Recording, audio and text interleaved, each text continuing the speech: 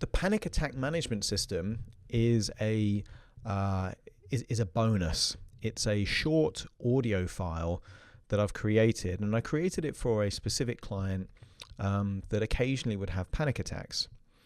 Now, the problem with a panic attack, just as a phrase, is it already implies that you're the victim and you're being attacked by an external thing called panic.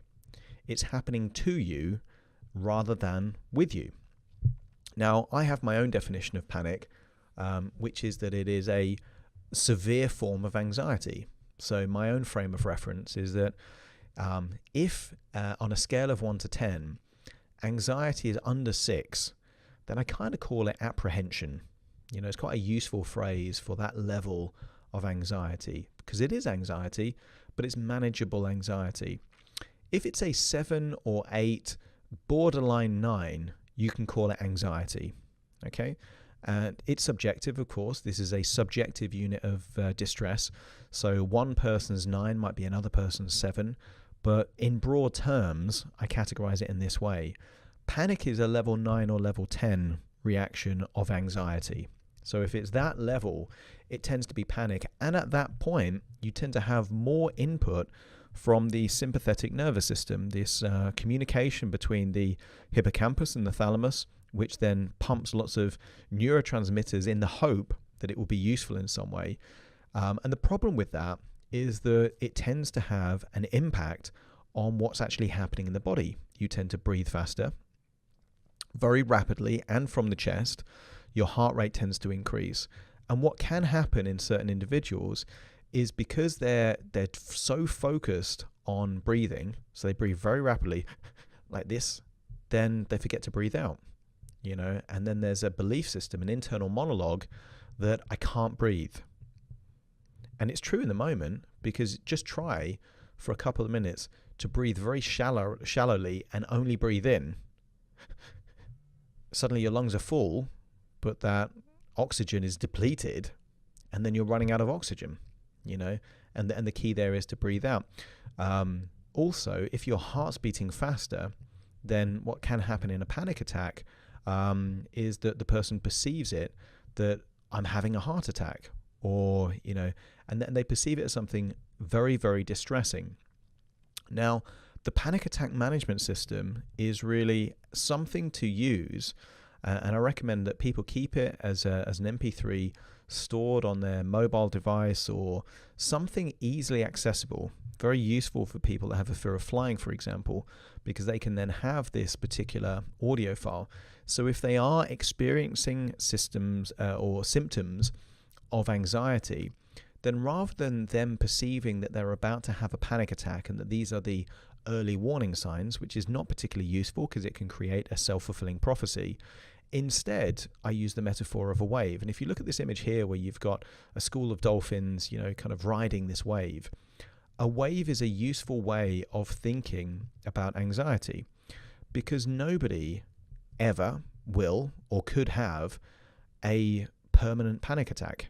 It just doesn't happen. The body doesn't have the biological resources to do that. So a better way of thinking of anxiety, or in fact panic, is that it is a short-term wave. And I want you to think now of a time that perhaps that you were at the coast, the seaside, maybe as a child. Now, if you just kind of went in and there's quite big waves in the ocean, and a wave comes and you simply stay still, it's possible that the wave can knock you down. Even if you potentially run away from the wave, you know, if it's a big enough wave and you're close enough to it, again, it's gonna be working against you. What you learn as a child is that actually, if you're going out into the sea and there are waves, one of the best things that you can do is to swim into the wave. And by swimming into the wave, suddenly it rises up with you, and then you kind of dip down. And that enables you to ride the wave of anxiety.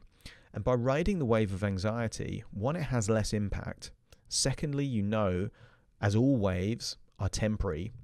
And what you tend to find is that the more you're able to actually work with the anxiety rather than have it work against you in conflict, then actually the smaller those waves and less frequent those waves come.